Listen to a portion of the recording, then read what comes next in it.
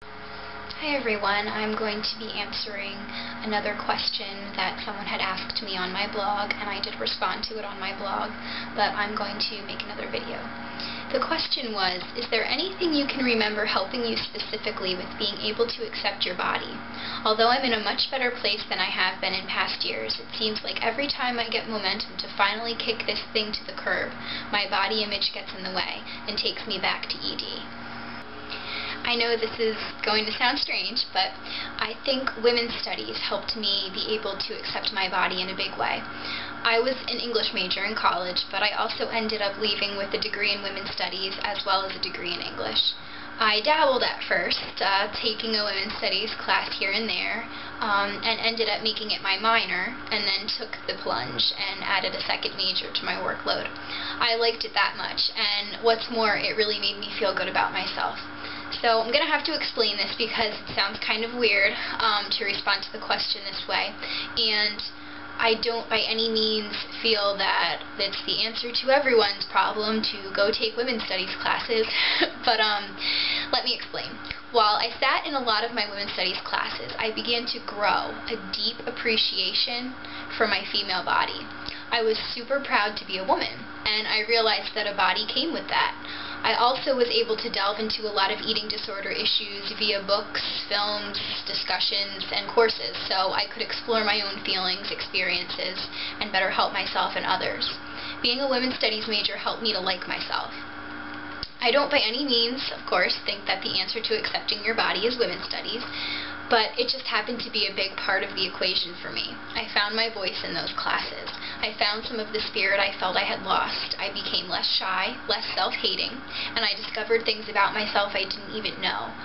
Plus, the feeling of sisterhood, for lack of a better word, made me feel comforted and at ease.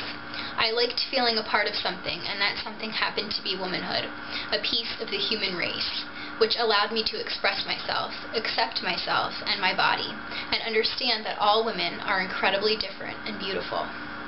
People say these things a lot, but I really grew to understand their meaning when I was in those classes, when I was with all those women, and when I learned things that I didn't even know there could be classes about.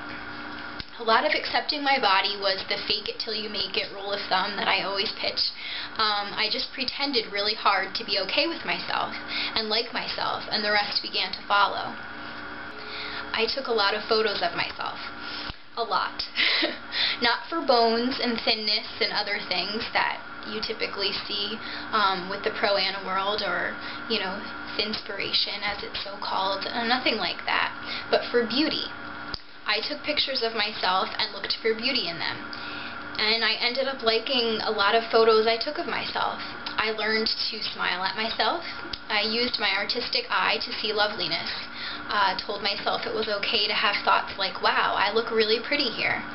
It didn't mean I was conceited. It meant I was learning to like my own appearance, even as the weight went on. I used to just sit with myself, inside or outside, hair up or hair down, and snap photos of my own face and body with my digital camera.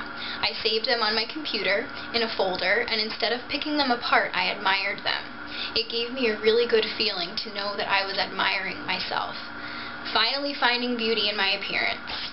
I don't mind sharing these nutty things with you guys because they obviously did a world of good for me. I also tried to make things a celebration instead of a meltdown, even if I had to force myself. It usually ended up transforming anyway. This is a prime example. When I was doing really well in recovery and I had to buy new clothes because my old ones were too small, I didn't let it freak me out. As you know, it's not a very good feeling to pull on pants and have them not fit, especially if it's not just one pair but many pairs. It had the potential to make me panic. I had to buy a bunch of new clothes, bigger clothes, and when I came home I could feel the panic rising, so I called my best friend and turned what could have been a meltdown into a celebration. I had to buy new clothes, I yelled into the phone, happily, and a lot of my stuff was too small, I said. I bought bigger sizes. I can't believe it. It's so amazing that I'm not wearing a size whatever anymore. I was proud of myself, but I was antsy and uneasy, so I simply tried to portray the happiness I knew I should wholly be feeling, not just that little part of me that was happy. I knew I should be congratulating myself.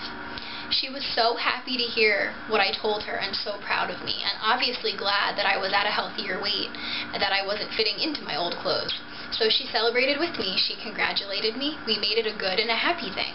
I got off the phone feeling good, feeling proud of what I had done, stuck with recovery long enough to gain weight and keep it on.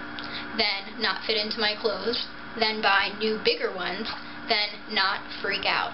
It was huge. It's a cycle. You can't just gain weight and you can't just keep it on, and you can't just then not fit into your clothes, and you can't just then buy new bigger clothes and then freak out, because all of that will go to the wayside and you'll be starting over if you don't learn to master it. Body image may get in the way for a while, guys, but you don't have to let it cause you to restrict or whatever other behavior it is that you do and head back down into an unhealthy road. Work with it. If you don't give into it, it will pass. It will come in spurts for a while, here and there, but eventually it will pass. You have the power to turn things around. Don't let fear stop you.